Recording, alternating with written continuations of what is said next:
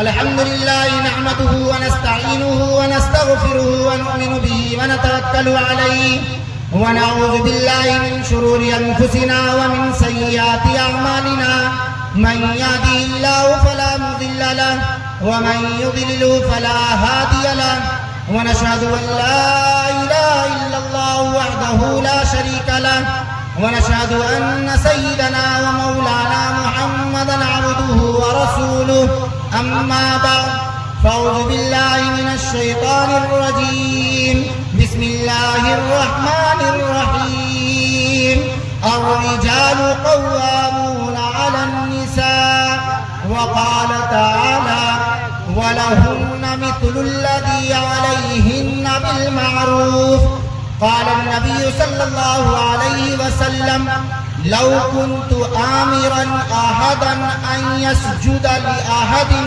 लअमरतुल मरअता अन तस्जुद लिज़ौजिहा व क़ाल अन्नबी सल्लल्लाहु अलैहि वसल्लम खैरुकुम खैरुकुम लिअहली व अना खैरुकुम लिअहली औ कमा क़ाल अलैहि सलातु वस्सलाम। मेरे मोहतरम बुजुर्गों और दोस्तों और मेरे दीनी भाइयों, हम खुतबा के अंदर तोहनी के सामने दो जगह से कुरान में से पढ़नी है और दो हदीस पढ़नी है। अब मसला ये बा कि अभी ले तोहनी मस्जिद में और जलसा में गईला के बाद में तोहनी के सामने उन्वान देवल जला कि आज हम तकरीर करतनी हुकूकुल्लाह पर, यानी कि अल्लाह के हक कौची कौची बा ऊपर तकरीर होला, जैसे कि नमाज, रोजा, ज़कात, हज, ये सब पर होला।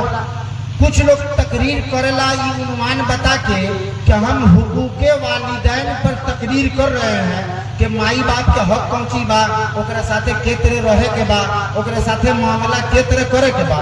तो आज हमार ना हुकूकुल्लाह बा और ना हुकूके वालिदैन बा, हमार उन्वान है बर के हुकूके ज़ौजैन बा। ज़ौजैन जाने लगे, मर्द और मेहरारू के कहल जाला ज़ौजैन, ज़ौजा कहल जाला मेहरारू के और ज़ौज कहल जाला मर्दाना के मर्द के। तो हमार उन्वान एबर यह बा कि एगो मर्द के हक मेहरारू के ऊपर पहुंची बा और एगो मेहरारू के हक मर्दाना के ऊपर पहुंची बा।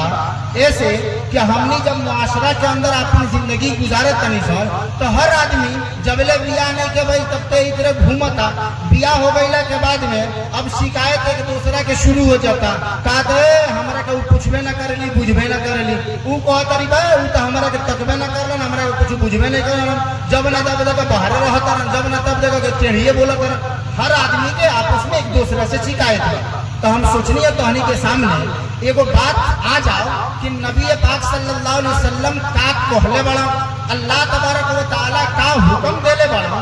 अगर ये बात हमनी के सामने आ जाए तो इंशाअल्लाह हमनी के ऊपर अमल कोई आसान हो जाए। तो सबसे पहले एगो मर्द के हक औरत के ऊपर हम अपना माई बहन से जरूर कहें कि हमार बात तनी गौर से सुनिए लोगिन कि तहनी के अगर जेकर बियाह हो गई बा ऊ और खास तौर से सुनो, जेकर नईके भइल उहो सुनो। ऐसे कि जब हम जिंदगी गुजारा तनी अगर हमनी के उम्र अल्लाह ताला ज्यादा देले बढ़ा तो दुनिया के दस्तूर भी बा, शरीयत के फरमान भी बा, कबो न कबो शादी बियाह होबे करी, कहीं ना कहीं केहू के लगे हमने जइबे कइल जाई। तो ओकरा से पहले अगर सुन करके दिमाग में बैठा रहल जाई तो इंशाअल्लाह बाद में अमल कइल आसान हो जाई। अल्लाह तबारक व तआला कौची कहत रहन, अर्रिजालु क़व्वामूना अलन निसा, कि मर्द जो है ये हाकिम है औरतों के ऊपर।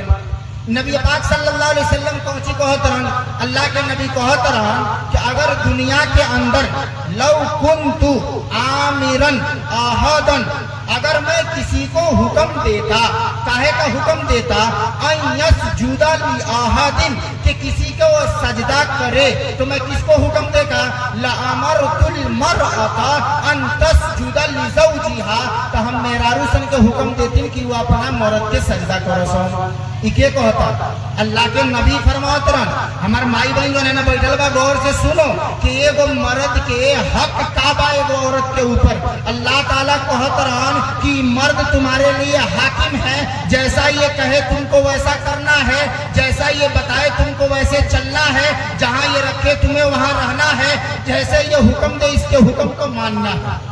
नबी पाक सल्लल्लाहु अलैहि वसल्लम एगो शहवर के ओकर दर्जा बतावे खतरा क्या फरमाओ तरन कि अगर दुनिया के अंदर केहू के कहल जाओ कि तू सजदा कर तो एगो औरत के कहल जाए कि तू अपना मर्द के सजदा कर। एगो मर्द के मकाम ही बा, लेकिन हमने के यहाँ मामला इतना गड़बड़ बा, इतना खराब हो गई बा कि ए बेरा जब शादी नहीं के हो तो सबसे बढ़िया सबसे खूबसूरत वह मर्द बा, लेकिन जब शादी हो जाता तब वो मर्द के अंदर ऐब हो जाता। नहीं निमन से कमातरन, नहीं निमन से बतियावतरन, ना हमरा लगे फोन करतरन, ना हमरा फोन के जवाब देतरन। जो चीज हम कहतनी नकीन के लियावतरन, हम कहतनी हई सामान हई सूट किनाई ई किने के तैयार नहीं कन होकर। मतलब कि जितना अच्छाई बियाह से पहले रोल उ सब अच्छाई अब बुराई में बदल गई, मर्द सबसे खराब हो गई। ए बड़ा का हालत ही हो गई बा।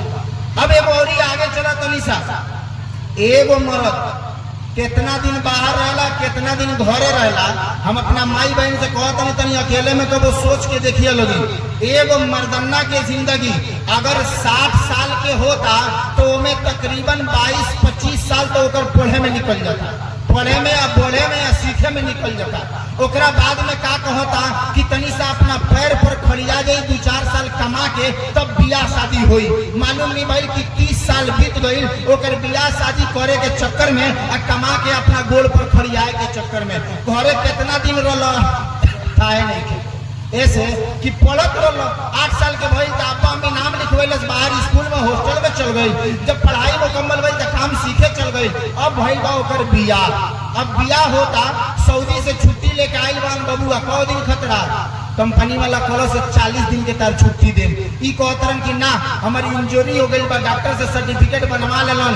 वाला लोग डॉक्टर साहब वो जानता लोग कि कितना लोग बारी छुट्टी ले खतरा झूठ बाजारी बनवावेला। ए तनी बना दिए डॉक्टर साहब, हई हो गई बा हऊ हो गई बा। जबरदस्ती 2 से 3 महीना के छुट्टी मिल गई। बबुआ आइलन, बियाह के दिन धरा गई, बियाह हो गई। अब बबुआ फिर जहाज पर चलल, फिर से पहुंच गए सऊदी कतर ओमान। पहुंचल लोग कि ना पहुंचल लोग, कितना दिन घरे रहल 3 महीना। बाप मतारी लगे कितना दिन रहन 3 महीना। भाई पटीदार लगे कितना दिन रहन 3 महीना। अपना गांव साथी संगाती लगे कितना दिन घूमलन 3 महीना। अब मालूम भइल कि बियाह कैलन दैलन कमाए काहे जतरा भाई, अरे घर ही रह जाना, घर ही रह जा, कोनो दुकान दौरी कर ना मोली साहब एने पोशाक नहीं खे जाना। तोरा बियाह शादी वाला आदमी हो गई, अब लइका फैका हो गया सन, घरे मेहरारू हो गई। बाप मतारी की जिम्मेदारी अलग बाटे, बाहर ना जान त काम के करे चली। हमार माई बहन तनी गौर करो लगी कि वो बेचारा 3 महीना रह के फिर से चल गई बा, 2.5 साल के कॉन्ट्रैक्ट पर बाटे, घरे नहीं के आ सकत। रोता हो जतवे से बाप के इंतकाल हो गई नहीं के आवत, मातारी के इंतकाल हो गई नहीं के आवत। पैसा कमाता केकरा खतरा कमाता, तोहरे खतरा नु कमाता, केकरा खतरा वो बेचारा परेशान बा, तोहरे खतरा नु परेशान बा। वहां से फोन कैलस, बतियावे खतरा फोन करता। अब मालूम नहीं भइल कि यहाँ सखी आइल बड़ी मेहंदी लगावे, मौगी खिसिया के कहती है एबरा रख दो मेहंदी लगाओ तनी बाद में फोन करियो। होता कि नहीं खे होत ई बताओ लोगन की शॉवर के ना फरमानी करत या कि नहीं के करत। नबी का कहतरन कि तारा यही तरह करे के शॉवर अगर फोन किया आप चाहे कोनो काम में रह तार ओबरा जिम्मेदारी बा कि शॉवर से तू बात करो। नबी के हदीस तहनी से बताओ तनी, नबी पाक सल्लल्लाहु अलैहि वसल्लम फरमाओ तरन कि अगर कोनो मर्द अपना औरत के कहता कि भाई तू बिस्तर पर चल, हमको जरूरत है अपनी ख्वाहिश पूरी करने की, और अगर वो औरत इनकार कर दे और शॉवर रात भर गुस्से की हालत में उसी तरह गुजारे तो फरिश्ते उस औरत के ऊपर लानत भेजते हैं। फरिश्ते उस औरत के ऊपर लानत भेजते हैं कि उसने शॉवर की नाफरमानी की है। शॉवर ने कहा बिस्तर पर जाने के लिए वो नहीं गई है। शॉवर सुबह में बस में बैठा, नाश्ता किया नहीं किया, काम करने के लिए गया है, तो वहां पर जाकर के दूसरे की बातें सुना और वहां से फोन किया बीवी से इंजॉय के लिए फोन किया, बात करने के लिए। बीवी करी है बाद में करी है, बड़ा मेहंदी लगवा नहीं ये टाइम मिलेगा। अब बताइए कि ये कहाँ तक सही है? क्या हमारी माँ बहनें ये सही काम कर रही है, ये सही बात कर रही है, या उनका करना ऐसा सही है या गलत है? अगर गलत है तो फिर वो भाई खड़े क्यों नहीं होते जिनके सामने उनकी बहनें उनकी बहनोइयों को ऐसे जवाब देती है? फिर वो बाप और माँ खड़े क्यों नहीं होते हैं जिनके सामने उनके दामाद को ऐसे कहा जाता है और वो लोग बेटी को सोचते हैं हाँ कोनो बात नहीं के बेटी को अदलक कोनो बात नहीं के कॉलेज के तरह से अगर खुदा ना खास्ता होने से वो खिसिया जाए, ठीक बा चल हम तोरा लगा फोन ना करम, एने से फोन करके जगह हार जाता वो 3 दिन से 4 दिन 8 दिन 1 हफ्ता हो जाता, लोग फोन करके रोता, मौली साहब हमार फोने नहीं खन उठावत, तनी कोनो दुआ बताओ ना, मौली साहब तनी ताबीज बनाओ ना, मौली साहब तनी पानी पड़ के दे ना, का भइलो ए फोन करते हैं देखा ना खिसिया गइल बड़न हमरा लगे फोने नहीं खन करत। ए भाई त खिसियाए ला कामवा तो तू कइलू ह, ओ बेरा अगर ओकरा से बतिया ले रह नीमन से, ओकर मन भर गई रही बात से, तो तारा लगे फोन घुसिया के ना काटी, तार फोन तो उठा के बतियाई ना। तो हम कहनी के सामने यही से बताओ तनी कि हमार माई बहन तनी गौर से सुनो कि एगो शहवर के मकाम का बा, ओकर हक का बा, ओकरा साथे जिंदगी कैसे गुजारे के बा, ओकरा साथे कैसे रहे के बा। जब से अकरा लगे हम आइल बानी सब कुछ कर देलस, घर दुआर बढ़िया देले बा, खाना पीना बढ़िया देता, नाक कान में के सब बनवा देलस, कपड़ा लाता सब खरीद करके देता। लेकिन इत्तेफाक ऐसन भइल कि एक बेर बेचारा के लगे पैसा नहीं के, ओकर अकाउंट खाली हो गइल बा। पड़ोस में एगो दोसर जानी एगो सूट खरीद के लिए 2000 के, अभी कहत तनी एगो हमरो खरीदाई, बेचारा कहत है बड़ा पैसा नहीं के, अगला हफ्ता खरीदा जाई। तो कौची कहत रहो जान कर लगी हमार करम फूटल की तारा से बिया भइल, जब से आई बानी तारा घरे में, तू कइले कौची बड़ा हमरा खतरा, कैची कैला बड़ा तू हमरा खतरा, सब कुर्बानी भूल गई, जितना किया था सब पर पानी फेर दिया और कह रही है कि अब तक तू किए का हमारे लिए। अब बताइए ना, बेचारा जाकर के बाहर जिंदगी गुजार रहा, कभी खा रहा कभी नहीं खा रहा, उतने 3-3 4-4 5-5 माले पर बाहर से चढ़ के प्लास्टर कर रहा, 10-10 20-20 माले पर, काय के लिए कर रहा भाई, आप ही के लिए न कर रहा। और जब आपके घर आया तो आप ऐसे मामला उसके साथ कर रही है जैसा महसूस होता है कि भाई वो कोई अजनबी आदमी है। इससे भी आगे बढ़िए, एक औरत के लिए अल्लाह के नबी ने कहा फरमाया कि एक औरत के लिए ज़ेबो ज़ीनत इख्तियार करना, ऐसी ज़ेबो ज़ीनत जो उसके शहवर के लिए हो, ये बिल्कुल जायज़ है और इसके अंदर उसे सवाब भी मिलेगा। यानी कि अगर कोनो औरत ए नियत से मेहंदी लगाओ तरी, ए नियत से बनत संवरत वाली, ए नियत से बाल बनाओ तरी, ए नियत से नया पहना तरी, ए नियत से कान नाक में के पहना तरी कि अगर हमार शौहर हमरा के देखियन तो खुश हो जाइयन, अगर हमार शौहर हमरा के देखियन तो उनका दिल बाग बाग हो जाई, तो ऐसा औरत के सवाब भी मिली। अगर शौहर देख करके खुश होता तो शौहर भी खुश, अल्लाह भी खुश और नबी के फरमान के मुताबिक जिंदगी गुजारने की वजह से सवाब भी मिल रहा है। लेकिन ये बड़ा तो दरिया उल्टा बहता, गंगा उल्टा चलता, शौहर खतरा 300 के सूट, अब बाहर वाला के देखावे खतरा 3000 के सूट निकला था कि नहीं निकला। अगर गलत बोलम तो बता दिया लगी, हमार माई बहना में बैठल बा, एगो बियाह में जाए खतरा, एगो शादी में जाए खतरा, एगो औरत के बड़का ट्रोली भर जाता। अरे भाई तो ट्रोली में पहुंची है, जाता रू बियाह में, कहीं ट्रोलिया कहाँ लेके जाता रू, एमे न्योता होता ले ले बड़ू ना, न्योता तो ऊ लेके पहुंचा दे ले बड़ू, ये तो तू पहुंची भर ट्रोली ले ले बड़ू, एमे हमार सूट हो साड़ी हो, तो ये इतना का हुई। ए मौली साहब तहनी के सब नामी जाने के चाहिए, ई जानता लोग तहनी के मालूम बा, जाई जाला न देख ले एगो पहन के जाता नहीं, जाते एगो बदल दे तब नु समझ में आई कि हां एकरा लगे बाटे। ओकरा बाद में फिर देखना कोगो काम बाटे, ठेकुआ पाकेला ओ बेरा अलग पहने के पड़ेला, पानी भरे के बेरा अलग पहने के पड़ेला, ओकरा बाद में परछावन के बेरा अलग पहने के पड़ेला, ओकरा बाद में डोमकच के बेरा अलग पहने के पड़ेला, फिर जब दुल्हन आईन उनकरा के उतारे खतरा अलग पहने के पड़ेला, फिर आवे के बेरा अलग पहने के पड़ेला। मालूम है कि 2 दिन एगो एने से गइला बियान बारात हो, परसों सवेरे उन्हें से आ गइला, मर्दाना बेचारा खूब किसिया के एगो बदलस त दूसर का पहन के गुजर के चल आई, लेकिन मेहरारू लोग 6 गो 7 गो एक बेर में से फेरा होता कि नहीं के हो। अब बताओ कि दूसरा के दिखावे खतरा, दूसरा के खुश करे खतरा, ई काहे खतरा पहनल जाता, जवन जेवर गला में के सालों साल पेटी में पड़ल रह जाला, शौहर बनवैले बा, बाप देले बड़न बेटी के पहने खतरा, उ जेवर सालों साल पेटी में यही तरह बंद रही, अगर कहीं बियाह पड़ जाए तो सबसे पहले उतरा के निकाल के पहनल जाए। का हमार माई बहन अल्लाह और रसूल हमने के ये कहले बड़े कि हमने दूसरा खतरा पहन के चले जाओ, अल्लाह और रसूल हमने के ये तालीम देले बड़े लोग कि हमने अपना शौहर के छोड़ के दूसरा के खुश करे के चक्कर में चले जाओ। अगर ए बेरा कहदा केहू के चलत तनी मार्केट से तू सामान खरीद के लियाओ के बा, सही कहता नहीं आधा घंटा लग जाता वो लोग के तैयार होके में, आधा घंटा लग जाता तैयार होके में, मैचिंग करत ऊपर से नीचे ले सजावट, मालूम है कि आधा घंटा लेट हो गई, शौहर गाड़ी स्टार्ट करके करे निकलो ना, वो कहता रुको ना आवत काय खतरा। ऐसे जब तैयार होता नहीं मार्केट में जाए के बाद लोग आई, कोई तरह के आई, देखी तब नु समझ में आई कि एकरो लगे बात है। तब पूरा पहिन के आई बनी। अब बेचारा शॉवर घर में घुसता आवता जाता साथे सुतता पहुंची पहिन ले बनी 300 के हुए ललतुआ सूट जन पेंट वाला आवेला।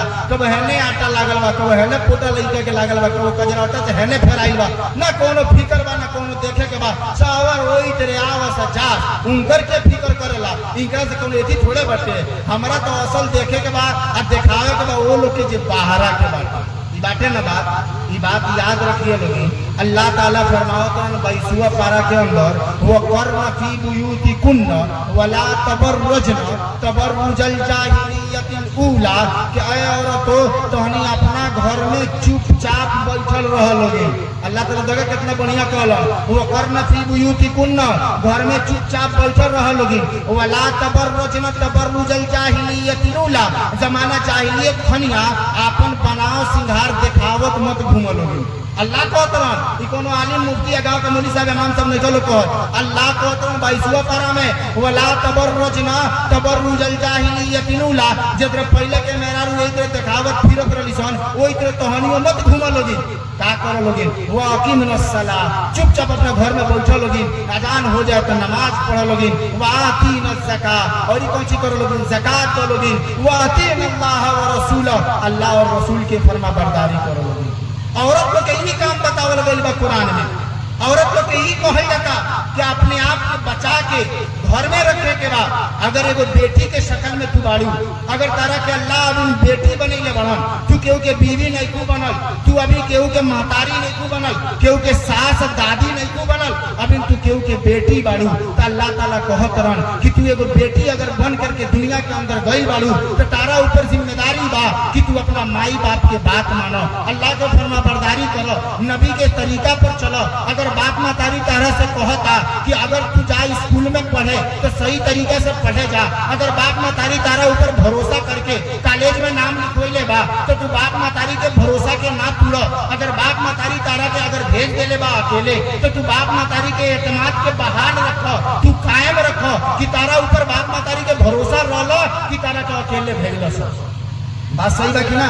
ए बेरा ये हालात में जे बाप के महतारी के अपना बेटा बेटी के ऊपर भरोसा बा उहे घर से यही तरह निकले के इजाजत दे देता।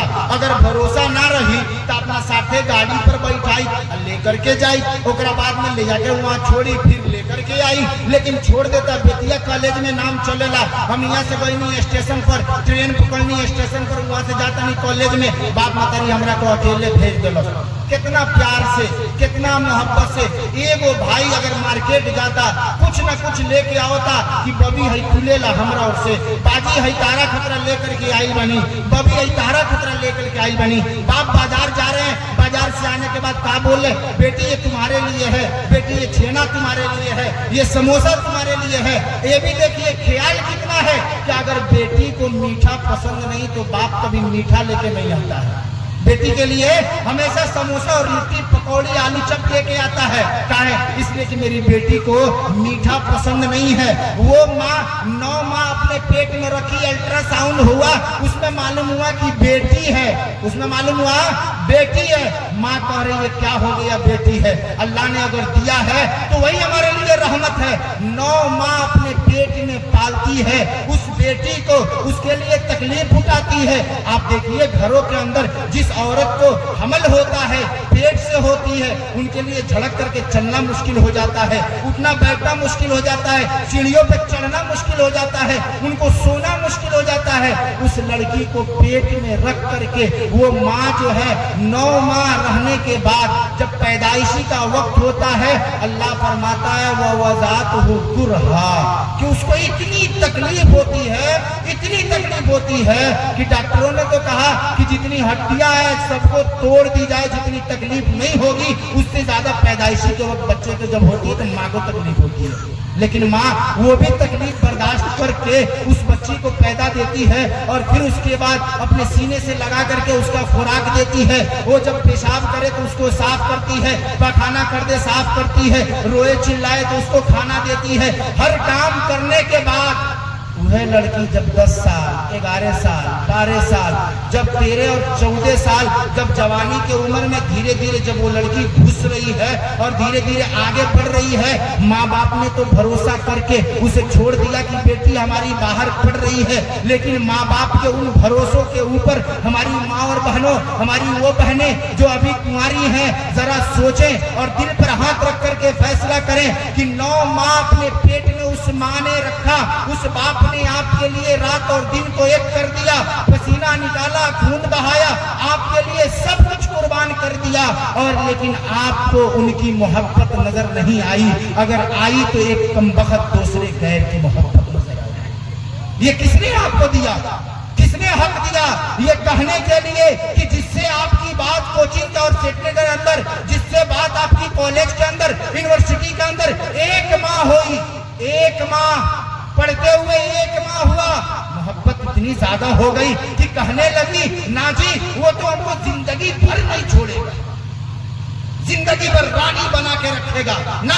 उसने दावा किया है, कसम खाई है, माँ की कसम खाई है, बाप की कसम खाई है, वो मुझे नहीं छोड़ने वाला, वो तो मुझे जिंदगी भर साथ रखेगा, मुझे रानी बना करके रखेगा। अरे कमबख्त जरा ये सोच लेती कि जिस माँ ने 9 माह पेट में रखा, इतनी तकलीफ के बावजूद, वो कमबख्त तो अपने माँ बाप का हुआ नहीं, वहां से भाग करके तुम्हारे पास चला आया, तुम्हारा कैसे हो सकता? हमने कभी सोचा? और हम ये सोचते हैं कि माँ बाप करेंगे, अरेंज मैरिज करेंगे, इससे होता क्या है, इससे हम करके क्या करेंगे? अरे अपनी लाइफ है भाई, चूज हम करेंगे, पसंद हम करेंगे, हम अपने हिसाब से अपनी जिंदगी गुजारेंगे। इनको किसने इख्तियार दिया? कोर्ट कहता है बालिग हो गई, तुम्हारा इख्तियार है, जिसके साथ चाहे शादी कर लो, जिसके साथ चाहे ब्याह करके रहो, अपनी जिंदगी गुजारो। ठीक है, कोर्ट कहता है, क्या कोर्ट ये भी कहता है कि जिसने 9 माह रखा है उसको भुला दो? कहीं लिखा है किसी आर्टिकल के अंदर? आओ ना हम दिखाते हैं, कुरान के अंदर लिखा हुआ है कि अगर आपने अब तक कह दिया, अगर उसे गाली दे दिया है तो आपका ठिकाना जहन्नम हो जाएगा। आओ ना हम दिखाते हैं आपको, हदीस के अंदर अल्लाह के नबी कहते हैं रिजर रब्बी फी रिजर वालिदी व सखतुर रब्बी फी सखतिल वालिदी, कि अगर वालिदैन नाराज हैं तो अल्लाह भी नाराज होगा, अगर वालिदैन खुश हैं तो अल्लाह भी खुश होगा। अगर इस वालिदैन को तुमने नाराज करके दूसरे के साथ जाकर के शादी कर लिया, ब्याह कर लिया, वालिदैन को तकलीफ पहुंचाई है, तो फिर याद रखो वालिदैन अगर नाराज है तो तुम भी कभी सही नहीं रह सकते हो। लाखों का पैसा मिल सकता है, घर और दौलत मिल सकती है आपको, लेकिन वालिदैन की मोहब्बत आपको नहीं मिल सकती है। इसलिए मैं आपसे यही कहूंगा कि अरे मेरी माँ और बहनों, अल्लाह तबारक व तआला ने जो आपको दिया है दौलत, माँ और बाप की शक्ल में, शौहर की शक्ल में, आप उसकी कदर करें। आप जाकर के देखें, वो औरतें जिनके शौहर का इंतकाल हो जाए, मुआशरे में लोग उनको ललचाई निगाह से देखते हैं। आपको मालूम है कि नहीं? सही बताइएगा, इसमें अगर जरा बराबर झूठ हो तो आप बताइएगा। मुआशरे के अंदर अगर कोई औरत 30-35 साल की हो, 25 साल की हो, 22 साल की हो, 28 साल की हो, अगर 40 साल के नीचे है और उसके शौहर का इंतकाल हो जाए, उसके पास उसका शौहर ना रहे, तो फिर देखिए पूरे मोहल्ले वाले उसको किस निगाह से देखते हैं। उस वक्त एहसास होता है कि शौहर होता क्या है, उसकी अहमियत होती क्या है। उसके पास जो दौलत थी, एक मर्दन्ना होने की, एक मर्द होने की, एक शौहर होने की, उसकी कीमत उस वक्त समझ में आती है जब शौहर दुनिया से चला जाए। जब तक वो जिंदा है, हमारी माँ और बहनें कहाँ समझती हैं, हम तो अपना माई की अपन जिंदगी गुजार लें, हम तो अपना भाई की अपन जिंदगी गुजार लें। 2-3 गो चीज मुआशरा में ऐसा बा कि जो बिल्कुल गलत चल रहा बा। एगो लड़की घमंडे कह रही है, कहा है जाना छोड़ देगा तो का हो जाए, हमारे माई बाबा का धन दौलत बड़ी बात, चाहे हम वही पर रह जाए। बात सही है, जब तक जवानी है ना तब तक तो आप रह सकती हैं कैसे कैसे काट करके। जब बुढ़ापा होगा और जब आपके भाइयों के बच्चे हो जाएंगे ना, और जब आपकी भौजाई आ जाएंगी, तब समझ में आएगा कि आपकी अहमियत वहां पे कितना है। अभी नहीं समझ में आएगा। और दूसरा, माँ बाप अगर जल्दी जल्दी कहता रहे, लड़को नहीं के बुझो, सब बेटिया के लिख दो, सब दमदा के लिख दो, देखो तो कितना ना आई मनब कि ना मनब, सब दे दे बेटिया के, जाके ओकरे घरे रह जाओ। याद रखिए लोग, खाली कहे के जुमला हो, केहू के बेटी की गुजारा ना होला और केहू के भाई की गुजारा ना होला। जब होई तो शौहरे की होई, अपना ससुरारे में होई, जब होई बेटे की होई, चाहे कितना खराब होके, तो बेहतर ही बा ओकरा खतरा दुआ कइल जा, ओकरा के समझावे के कोशिश कइल जा, डरवावे के कोशिश कइल जा। ई ना कि एके बेर जाकर के पहला कलाम कर दहल जा, बेटा के खारिजे कर दहल जा, ऐसे कोनो फायदा होने वाला नहीं। तो ये वजह से हम माई और बहन से जरूर कहें कि अपना अपना शहवर के इज्जत कर लोगी, वो लोग की कदर कर लोगी। अगर कोनो हुक्म देता रहो तहनी के नागवार बा, तहनी के वो हुक्म पसंद नहीं थे, तो वो बेरा ओकरा के बदरजे मजबूरी कर लो। बाद में तू तन्हाई में शहवर से बता दो कि जब तू काम है तेरे कलो हो, तू हमरा ना बुझाला, एक तरह के काम हमरा से तू मत करवा, मामला हल हो जाए। लेकिन अगर तू दू लोग के सामने अगर तू उनकरा के झाड़ो करू, अगर तू उनकर बेइज्जती करो करू, तो जाहिर सी बात बा भाई मर्दन्ना उसको गुस्सा आएगा ना, और फिर मामला खराब हो जाएगा। तो बेहतर यह है कि जो भी मामला हो मियाँ बीवी का, वो अकेले रूम में होना चाहिए, बाहर दूसरों के सामने नहीं होना चाहिए। यही हमारी जिंदगी है, इसी के साथ हमें रहना चाहिए। अगर दूसरे के सामने करेंगे तो फिर दूसरे लोग सिर्फ मजा लेंगे, हमारा हल नहीं मिलेगा, सुनेंगे सिर्फ, और जाकर के फिर चौराहे पे कहेंगे फलाना मौगी अपने मर्दाना की गाली देते भैया, अपना शौहर की गाली देते भैया। कुछ औरतें जो हैं मर्द से आगे आगे बोलना शुरू कर देती हैं क्योंकि वो कुछ आगे हैं। कुछ औरतें जो हैं ये सोचती हैं कि भाई अगर हमारी नौकरी है तो हमें शौहर की कोई जरूरत नहीं है, हम तो अपनी जिंदगी गुजार सकती हैं। तो इसलिए मैं उनसे ये जरूर कहूंगा कि आप अपने दिमाग से इस खबीस सोच को निकाल दीजिए और अपने आप को इस नियत पर लाइए कि अल्लाह ने हमें हुक्म दिया है, अल्लाह ने मर्द को हमारे ऊपर हाकिम बनाया है, तो हम उसे हाकिम बना करके रखेंगे, उसे अपना बादशाह बनाएंगे और उसका हम रानी रहेंगे। वरना फिर जो है आप उसे बेइज्जत करिएगा जब वो खुद जलील है, और जलील के मातहत आप है तो आप कौन से अच्छे हो जाएंगे। ये बात समझ में आई लो ना, समझ में आई लो है। सामियाना लौका तो कहनी के जे सामियाना के बहरी बा ओकरा मुड़ी पर ओस गिरल बा कि नहीं के गिरल, बताओ लोग गिरल बानू, आ जे सामियाना के भीतर बा ओकरा मुड़ी पर ओस गिरल बा नहीं के गिरल, सब वही पर रोका गई बानू। तो अगर शहवर केहू के बादशाह बा, हाकिम बा, हुक्मरान बा, तो जाहिर से बात बा कि हुक्मरान के नीचे रहे वाला ओकरो अहमियत तो उतने ज्यादा होई ना। तो अनी देखलो कि गांव में एक आदमी मुखिया में लड़ता, हार जाए चाहे जीत जाए, उनकरा मेहरारू के पूरा मोहल्ला कौन सी कहते हैं मुखिया ही कहला कि ना कहला हो। अगर मौलवी साहब के मेहरारू है मौलवी आई कहला लो कि ना कहला लो, काहे कहला लो, वो पढ़ले बड़ी का, वो मुखिया है का, हवन तो जीतल तो बड़ा, पढ़ले तो बड़ा, आलिम तो हुआ, मौलवी साहब तो हुआ, लेकिन इनकरा के काहे कहल जाता, ऐसे कि उनकरा मातहत बड़ी, उनकर बात मान के अपन जिंदगी गुजार रहल बड़ी। न तो लोग कहे मौलवी आई तो ऊ कहबक ओकरा के मत कहिए लोग मौलवी आई, जब हमरा के मन में ना करे तो मौलवी आई कैसे नहीं है। अब बताओ उनका का हैसियत रहबे। तो ये वजह से अपन शहवर के अगर तहनी हैसियत दे के बड़ा बना के रखबू लोगिन तो इंशाल्लाह तहनियों की हैसियत बड़ा रही, तहनियों बड़ा बन जाएबू लोगिन। अगर अपने शहवर के बुराई करबू लोगिन तो दूसरा के निगाह में बहुत गिर जाएबू लोगिन। एगो हम बात करके तहनी के मसला हम खत्म करत नहीं कि बहुत से औरत हमार माई बहन ऐसन बा कि दू चार गो सखियारों में बैठ के सबसे पहले का कहता, अरे गई बड़ा सऊदी बहुत अच्छा बड़ा, हमरा खतरे एगो हार भेज ले रहा, ठीक बा हार भेज ले रहा, बड़ी अच्छा बात बा, फोनो मंगैनी है नो तो मोबाइल से ऑनलाइन कर दिल, अब पैसा उहे डलन, पैसा आ गई बा इतना ले तो ठीक बा बराबर चलो। अब आगवा सुनिए, लेकिन जानता ना काजे का उनका का भइल बा, पहले कमात रहन तो इतना भेजत रहन, अब तनी मनी पैसा कम कइले बा, हमरा तनी मनी शक लागता कि केना बुझात और भेजत रहन। अब तनी समझे तो लोग कितना कहल जाता कि बुझाता कि केना औरी माने उनकर पैसा जाता।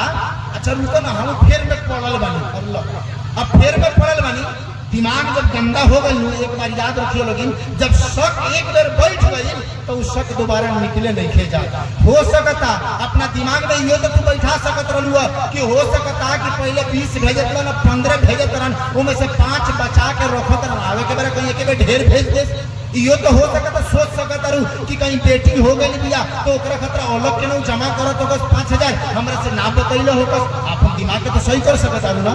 यो तो हो सकता, सोच सकता रहू कि बुझाता कि गइला तो पैसा वैसा कर्जा ले लो, हमरा से नहीं बतैले तो उहे सधावत का जरूरत बा झूठो के शक कैला के बुझाता। अब क्यों का औरी देता रहूं, अरे देता रहूं कि नहीं कम दे, झूठो के अपन दिमाग खराब कर लेलू। आ जकरा से कहलू इतना ईमानदार नहीं खे इतना ईमानदार उन्हीं के किताब में लिखल बा सबसे बेवकूफ आदमी वो बा कि जोन आपन बात दूसरा से कह दे और कहे केहू से मत कहियो।